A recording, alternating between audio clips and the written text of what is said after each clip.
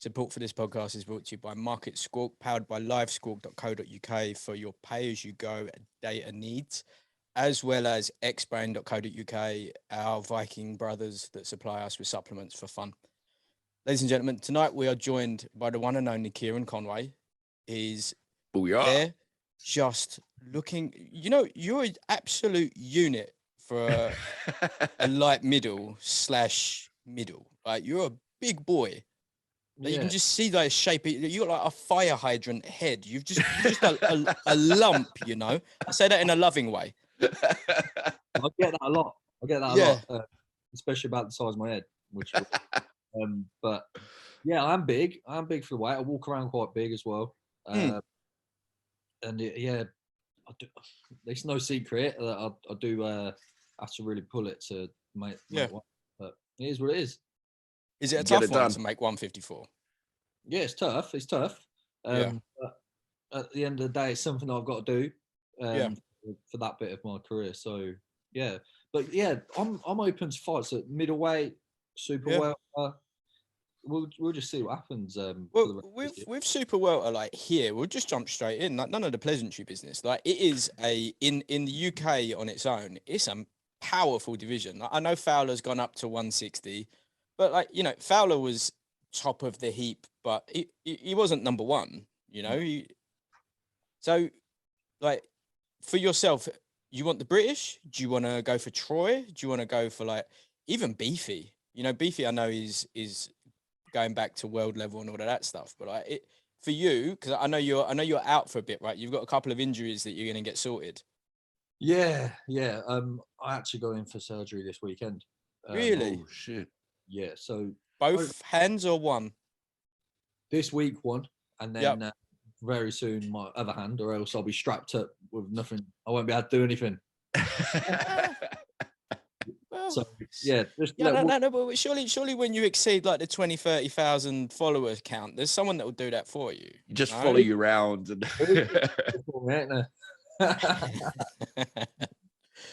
She ain't happy. Don't worry about it. My missus is sitting right there. She just doesn't listen anymore. It's all right. What is the surgery that they're going to do then? Or are you not called to say? Yeah, I'm not hiding anything. So I'm going to be out anyway. So yeah, we're going to know. So it's just I'm a right hand. It's been years. I've needed it years. Like, must be through when I was youth and everything like that in the amateurs. I've always had hand problems, but I really badly needed surgery for probably about 5 years. Do you remember it going at one point? Yeah. But like, so when I started out as a pro and stuff, I didn't have much, and I didn't come from much, and I didn't do much in the amateurs, so I didn't get to walk into big money contracts and stuff like that. So I was just putting it back. I was saying, I'll have one more fight and I'll get it done. Kept doing it, and then 5 years into my pro career, here we are, and I'm not able to hit anyone in a ring. So that's what it's been like. My last 3 fights, especially. I mean, your last 3 fights have been pretty big. Two of them, at least, like one of the undercard on the Canelo fight. That is enormous. Yeah. I've been in some big fights in the last, ever since I've signed with Matchroom. To be fair, I've always had hard fights. I've never looked for an easy fight, never took an easy fight, never asked for an easy fight. I mean, that's why the fans like you, dude. Like, this is it. We were chatting the other day. Like, there's as like what you like to call a purist fan. Yeah. Like, you can watch someone like a boring era Floyd, when he was just there to shut you down and take everything away from you. But then there's also that part of you as a fan where you just like, come on, just like have a little go though. You know what I mean? But like, you see again, you feel that like the fans love you. You're in big fights now. What was the vibe like in Texas? Texas. Do you know I got out to Texas? Yeah. 1 day before the weigh-in. Oh shit! It's a bit punchy. It's not nice. It's not great. Yeah, because I had some trouble with my visa. Nothing to do with me. It was just an error on the system, and it wouldn't move. It was just stayed there and stayed there and stayed there. In the end, managed to get through. On yeah. So basically, so on the fight week, especially, we gave us a deadline for something like the Tuesday before. If it gets past that, we ain't going. Mm-hmm. I agreed to it, knowing I'm not going to agree to it, knowing I'm not going to go through it. So when it got to the Tuesday and my visa still weren't ready, I was like, one more day, one more day, one more day. And it just kept going and going and going. Just weren't budging. But I was just so sure I was going to be there. There was nothing going to stop. Nothing. And I did everything I could.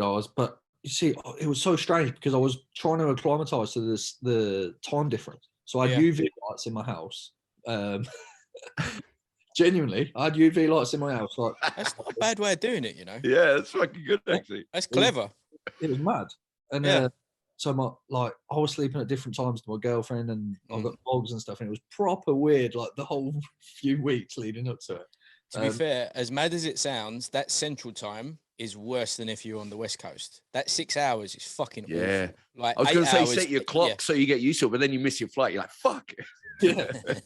Yeah, so I was doing all that, and then it gets to probably the Tuesday before, and we're expecting my visa to be ready to pick up. So what we've done is we've gone to the embassy waiting because we've been told we can pick it up when it's ready. Like literally go in and get it, which apparently is not usual to do that. You dropped off, but we had the all clear to do that, and I did end up doing that in the end.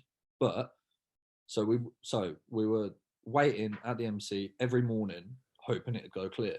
So we're getting it for like 4 o'clock in the morning. So we've gone from moving my body clock that way straight back the other way earlier than usual. And then anyway, we get to Thursday. I think it was Thursday morning. Yeah, it's ready. Boom, go. We went to the embassy, picked my thing up, went across the airport, jumped on the plane, and that almost stopped us getting through as well. Oh, we were stopped at the gates.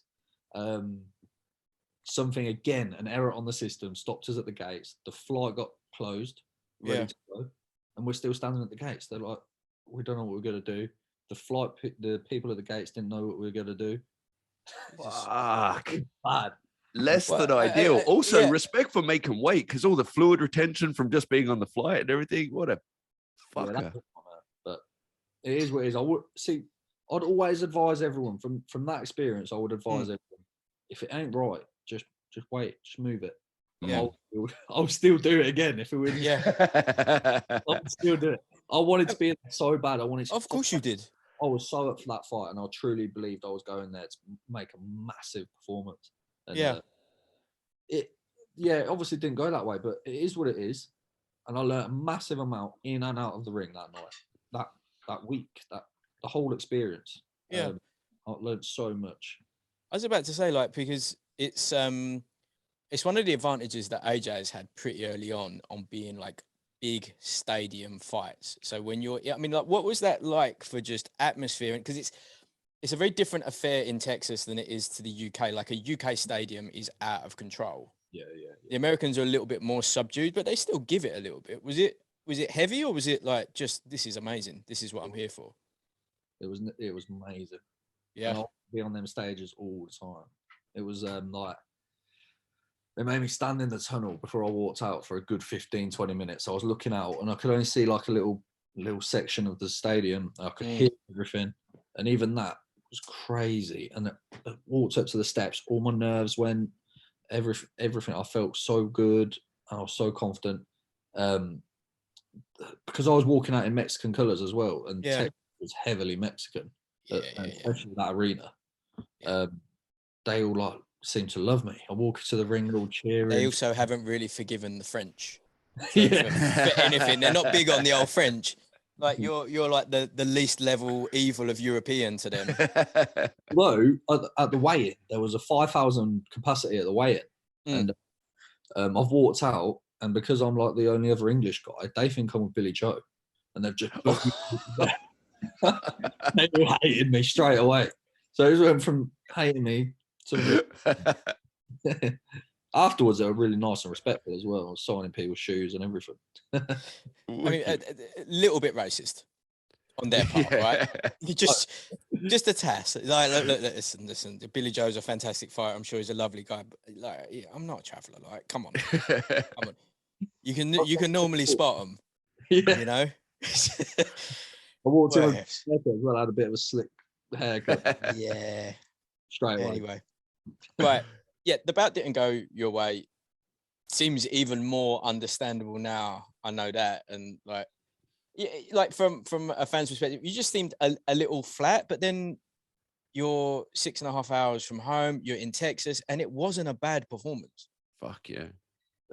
See, all that I've just said, I don't want to use that as an excuse, because when you're there and on the stage and in front of all them people, like, I was literally just saying to my girlfriend, like, if you've pulled a hamstring, which I also did a week before the fight last night. That's miserable, yeah.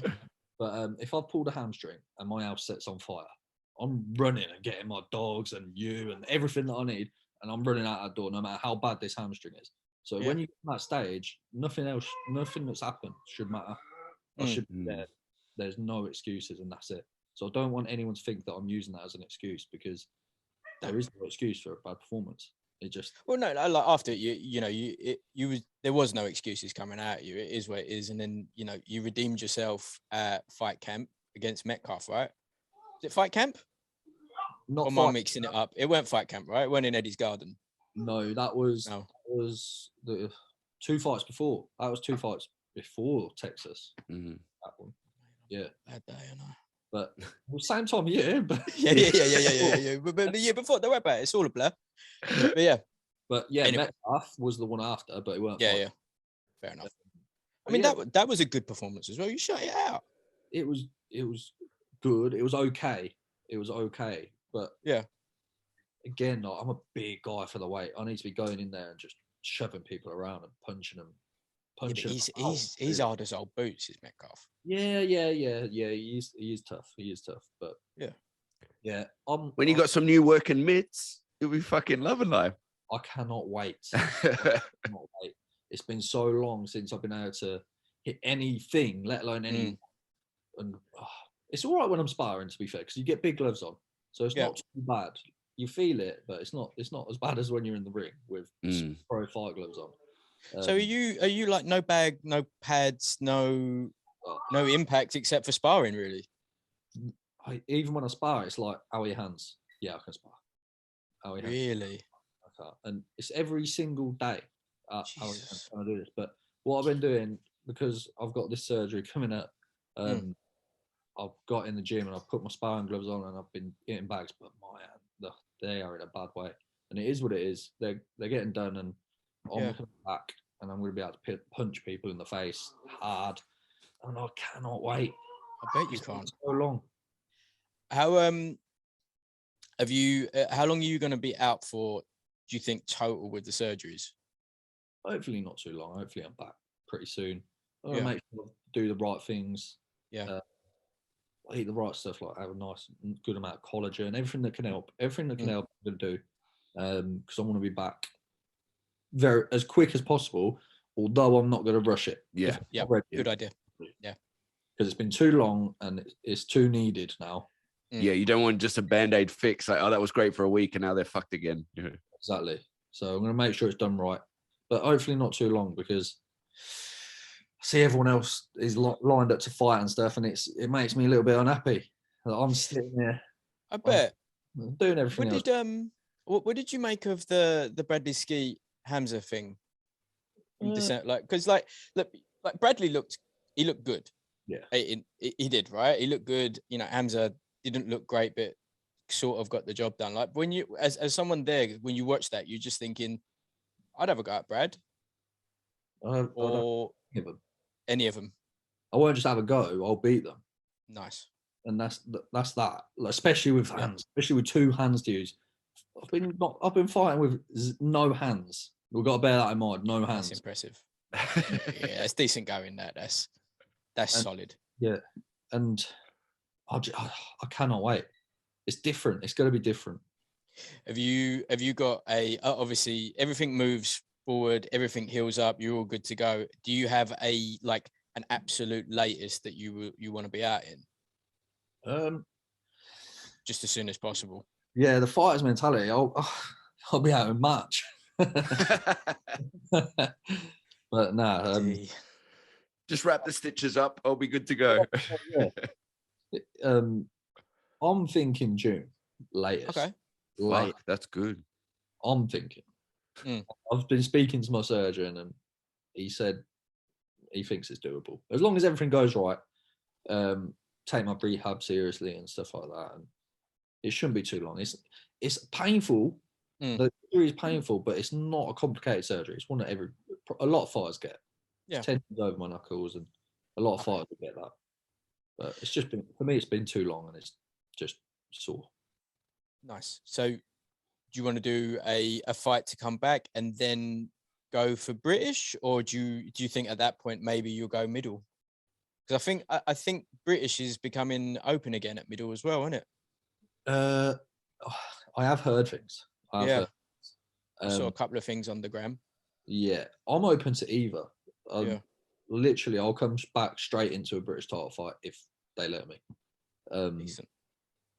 Because like I said, I've never been one of them to turn down fights, ask for easy fights, and I don't want to come back. I'm so hungry and determined to be fighting and winning titles and being in big fights. I don't want to be wasting my time. No. Yeah. I don't want to be coming back to something that people will call unmeaningful and people expect me to win. I want to be in good fights that people want to watch. Your first camp back will feel so fucking different too, where you'll be able to actually use your hands and everything. So madness. It'll be absolute madness. Pads, bags, sparring. I was watching like a kid at Christmas. I love it. Like I think 4 or 5 months ago when you was on IFL and you was talking about like driving up to Sheffield for sparring. Yeah. That's some distance, that. Yeah, because we've done that ever since I was young. Like I've there for sparring. I remember I went up to Manchester for 4 rounds one time. Jesus Christ. It was mad. We weren't meant to do 4. I think we were meant to do 6, but even then 6 is still not that much, you know. Hard to go, but it's a long way. Especially for my last fight, there just didn't seem to be the sparring. I was trying to get sparring, and nobody seemed to be available. What's going on? So we just went. Maybe take it as a compliment. Maybe, or maybe go looking for him. Yeah, I thought they'd want to have a go though. Like, but it is. I thought so. I can't imagine like. Especially now with the COVID, like so many people miss out on fights. So you feel like everyone's like, "Okay, let's go." It was such a strange one, but yeah, we got a bit of sparring. Actually, I probably had my best amount of sparring that I ever did in my last fight, because that's what we focused on rather than wasting my hands on anything else. We just literally for sparring. I was sparring well. It was good. What sparring and training gloves do you use out of interest? What brand? Yeah, Rival. Big up Rival. Good answer. We love Russ. Yeah. Yeah. On the domestic scene then, who do you have as your best? Yourself excluded. We know that. Believe it, back it, achieve it. Like, are you saying Liam, Troy?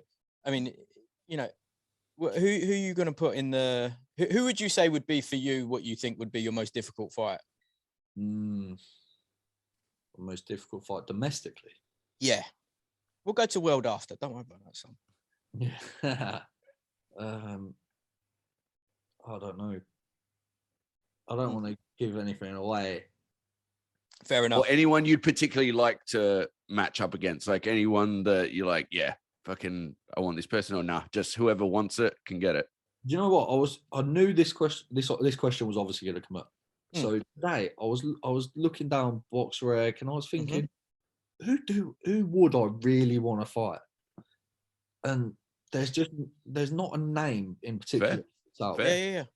And because I don't know, because it was Ted. I would always say Ted, but the way things are going with him, it's just not viable to even ask for it, look for it, expect it.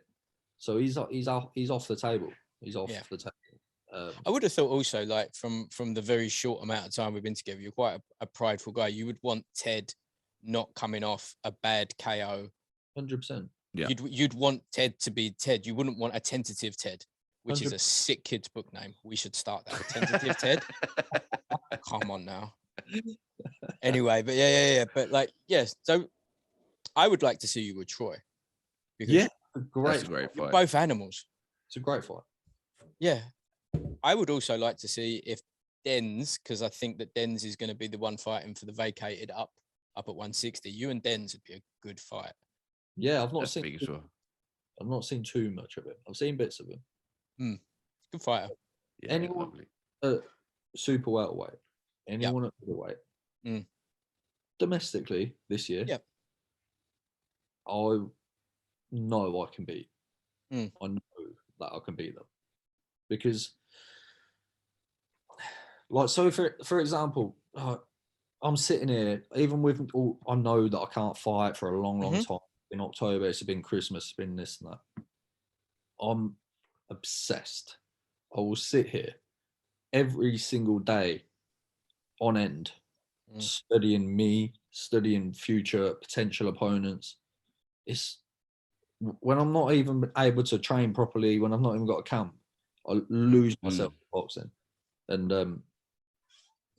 I know I can beat every single one of them. 100%. Nice. Who was the first fighter that you was like, I want to be a fighter now I've seen you?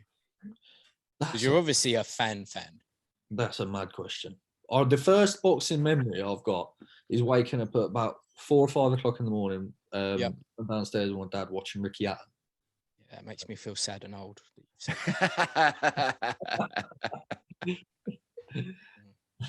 Yeah, Ricky Hatton. Yeah. But that's it. Yeah, it don't really resemble my fighting style at all, does it? But you know, he's just like, everyone loved Ricky, innit? it? Like, I think there must have been like the biggest jump in British boxing when he was about. Yeah. Nice. So who are your like studies now? Are you an Andre Ward guy? Are you a Floyd guy? Golovkin even? I watch Canelo, a lot, obviously. And Canelo. I watch a lot of Canelo. I watch a lot of Andre Ward. And I think Canelo, his boxing brain is fucking good. Yeah. I think his boxing brain is underrated by some people because they think he's just a bit of brute force. Right. And he adapts every fight. He'll show like a different aspect of his game. It's insane. And often what his opponent, they think is their strength, he takes that away from them. Yeah, 100%. Like Kovalev was known for his power and he just fucking banged with him. 100%. Like, I'm personally quite late to rejoin the Canelo party. I liked him as a young man. Yeah. And then there was a couple of naughty bits, and then the Triple G decision didn't help things. And I just kind of was like, but it's undeniable. You can't deny him. Yeah, now. He's absolute quality. Like Crawford and Loma. Yeah, Loma not as much. Yeah, he's a little bit. It's like when you watch, like, you're trying to do Loma shit. It's just like, you might as well be asking me to do somersaults. That's it. It's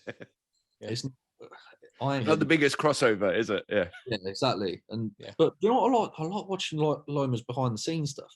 Like, he's like the way his brain works and things. Juggling with one hand while he's solving a puzzle with the other. It's weird because we were practicing juggling after training this week and stuff. Nice. But yeah, it was mad. So things like that you can take away a little bit, but when he's doing certain things in the ring, it's just like. Of course, but like, this is the era we're in now, where you got even like a Ryan Garcia. The amount of stuff that he's learned from YouTube, as well as the fame he's had. Yeah. You know, he's a great fighter. I'm not knocking that whatsoever. But if he's not a YouTube viral star, do we really know who Ryan Garcia is? He's a prospect at this stage. He's not like talking about World Championship. But like, for anyone that wants to learn, you can do so much of it. Just like the it's like having the ESPN vault. Just on your phone, isn't it? What I do is I put YouTube on TV and I'll just sit here and let it run. Whatever fight it wants to put on, I'll just let it run. And you can take something from any fight. You can take something from schoolboy boxing. If you're watching amateur schoolboy boxing, you can take something from that. If you look, you can take something from everything. The fights that you wouldn't expect and everything. There's just always something, whether it's someone's grit, someone's swung a shot over, and you think, hang on, maybe I'll do that. I'm already kind of seeing a grizzled grey version of you in the future that's like a pretty fucking solid trainer. Like you can like I can see that being the thing you do after you're done everything you want to do. I think you'll be behind the mitts. Well, maybe the paddles because of the hands, isn't it? Do you know what? I hit a few paddles, to be fair. Yeah. Well, because I can't do pad work, I do quite a bit of paddles. The problem with that is you get used to them, and then when you do pads again, you're knackered. Fuming. Hitting a lot differently with the paddles because there's no like force behind it. No. About world level, so we've got Charlo and Castano, right? Yeah. Charlo's obviously Charlo. Castano, they, it was a draw. They'll rematch. I personally think Charlo probably batters him in the rematch. Yeah. I mean, where do you feel with that? I agree with that one. That one. Yeah. Now I keep getting asked about Charlo recently. Okay.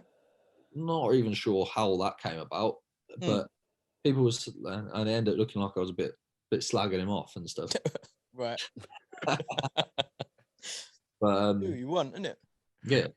Exactly. Yeah. It's only if he starts ringing, where you like find other things to do, mate. Sign the contract. Yeah, sign the contract. Let's make it happen. As long as it's got a few zeros on the end of it. So. Yeah. But Charlo's probably head in this division at the minute. Yeah. In the world scene. The thing is, like, he's had the top spot for so long, and there hasn't really been that many viable world level challengers. So, like that Castano fight, he could have just been a little bit on the complacent side. He's just like, it's just another fight I'll bang out. Yeah. It's that simple. But because this division is such a weird one, like domestically, it's really strong, really strong in this country, in Britain. But you get to the world, and it's still strong, but there's no standouts. No, it's just strong. Yeah. And, I mean, to be fair, there's quite a few divisions that are like that now. There's a few. Yeah. Middle. To be fair, domestic middle and world middle is kind of like that. There's no like one where you can say 100% undisputed. You are the champion, even if you guys don't fight. You're the best. Yeah, I went on Box Rack earlier, and I'm pretty sure it's got Chris Eubank as number one in the world. And number one UK for middleweight. I saw that as well, and I had to press some links to make sure. refresh. Excuse me. Who's number one in the world? Number one in the world, I think, is still Triple G at middle. Oh, right, yeah. I think it's Triple G, Andrade, Murata, and then I can't remember who the other one is. But yeah, like Triple G, I'm pretty sure is the number one middleweight. The contender list gets pretty spicy though. When you look at the list, sometimes you're like, really, number one contender? All right, if you're saying so. How do you feel about what would you think is going to happen with Junior and Williams then? Because that's I think that gets a little bit leery, Yeah, 100%. Yeah. There's a shove at a weigh in for sure. There's definitely the forehead to the forehead push match that's happening. Yeah, it's got to happen. Yeah. But I think Liam Williams wins. Do you? Yeah, I don't rate Chris Eubank. Do you realise how devastating that would be to Sky? That would be devastating. That would be a real problem for them if that is the case, unless they've got Liam on a powerful contract where they get another shot for him after. Yeah, that would be end of the world for them.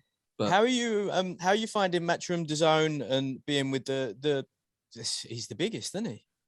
Yeah, I love it. The fucking new Premier League. Yeah, I love it. It's great. I've never had an issue, problem or anything. So if I want to speak to him, I'll speak to him. I like to stay in touch, and I like to go to the shows and stuff as well. But when I'm not fighting, they get me there. Beautiful. It's good. Yeah, running the game, man. They've done well like, there. Even DAZN, like for yourself, if you're sitting there watching fight after fight after fight, that DAZN archive is out of control. Yeah, that's another one. Yeah, put it on and it just runs. Yeah, just leave it be. How do you feel about this? Like the madness of heavyweight, because it's a bit. Would you take your 15 mil to step aside? Because you definitely got it's a lot of money, right? It's like if you're going to get the shot, I'll take 15 million, and then get it later. 15 million to just not fight now. What I would love is if someone can make like one of those YouTube day in the life of, and they're with Dillian when he furiously picks up his check for his 5 mil step aside, and he's so angry about taking it, and then you just see him turn and have a little smile and walk away, and then be angry again. Right? Listen, 5 mil and 15 mil is a lot of money for someone like 15 mil. I don't think really changes things for AJ though. Probably not. Probably not. It probably isn't even a thing, but yeah. Add it to the collection. Yeah. What do you think happens with that? Do you think AJ does the step aside, or do you think I don't see why not.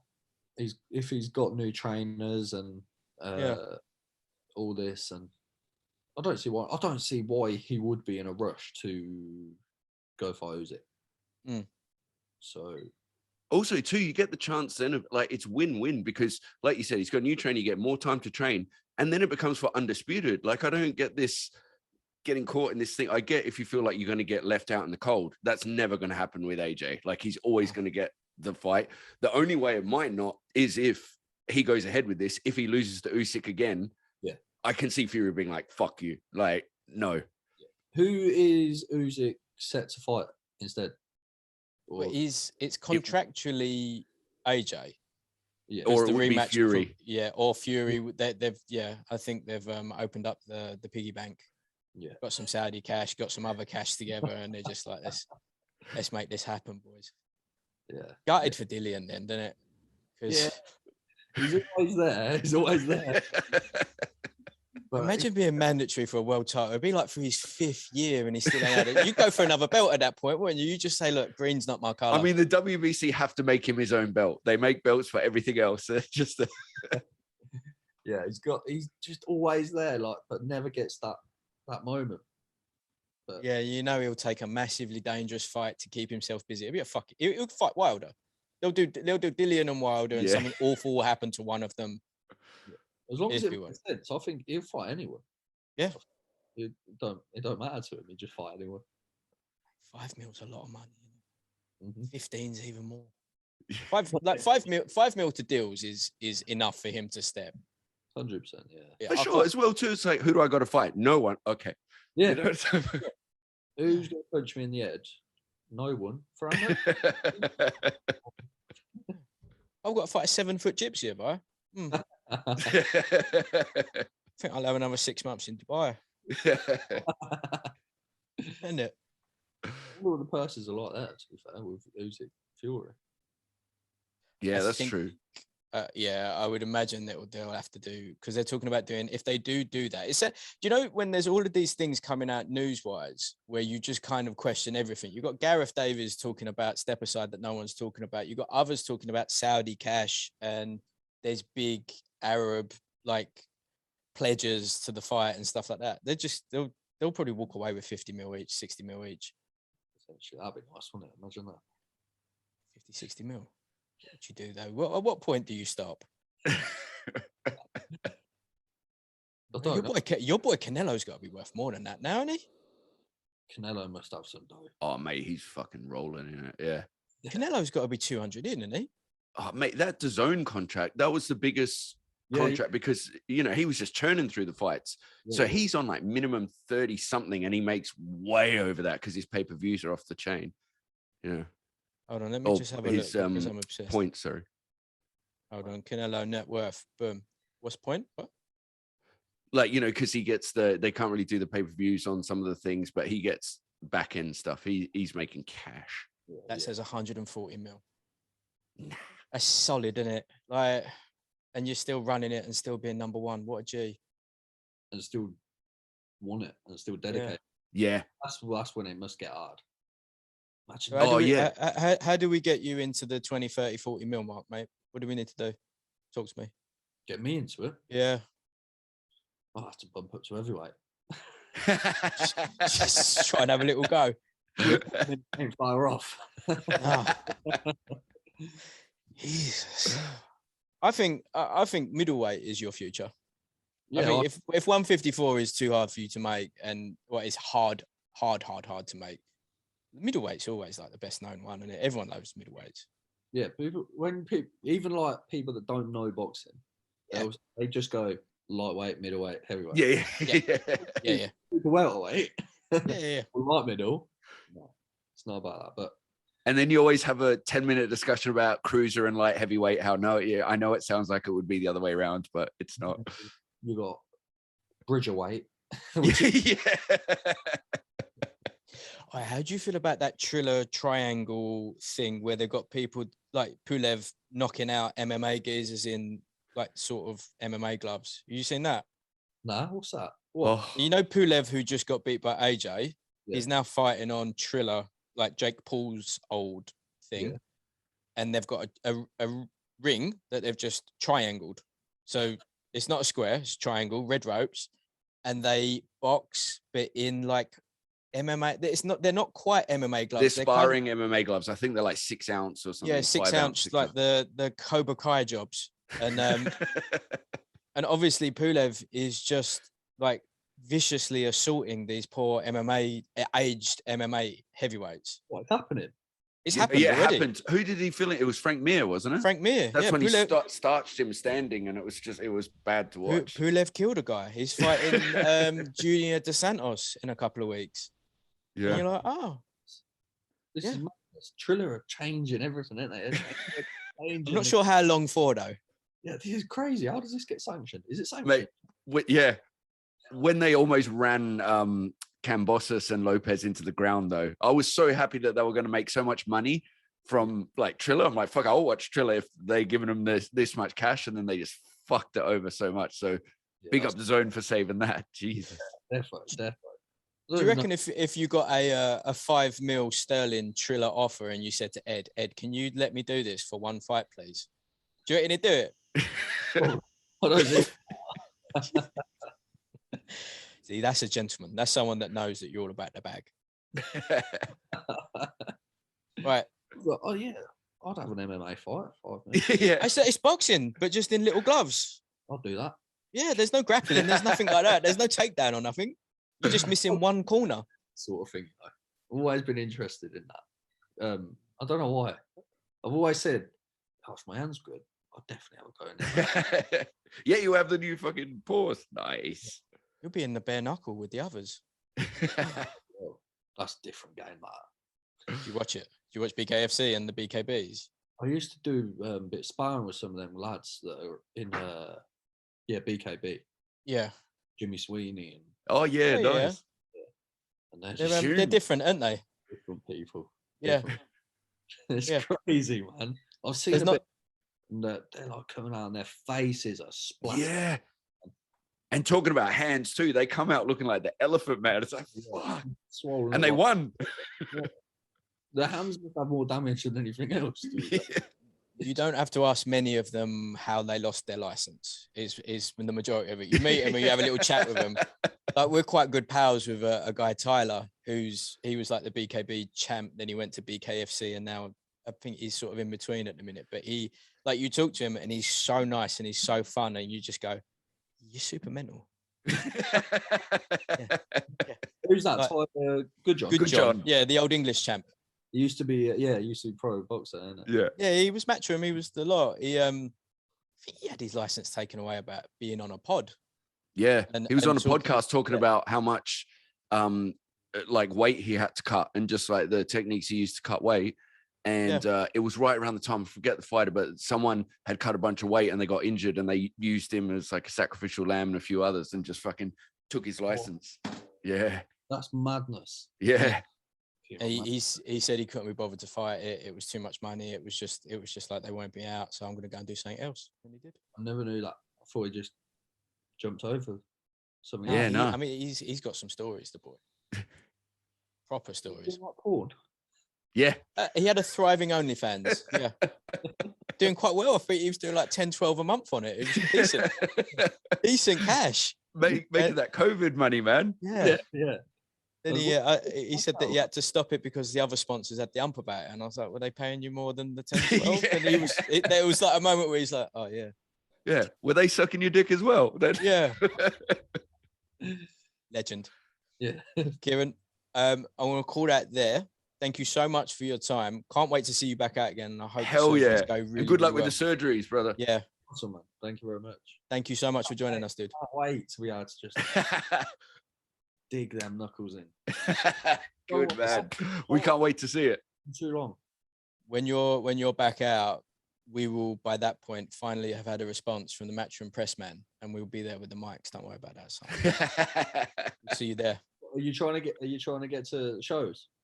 Yeah, we got press for Hennessy. Oh yeah. And I'm going to try and do Queensbury because Denz is our boy, and he's fighting, and Chris Bork is fighting for the British as well, and then Matchroom will be the last one. Work our way up. I've emailed. I'll just chase it up. Yeah. Cheers. Thank you so much for joining us. Have a great night, man. Thank you, bro. Have a good.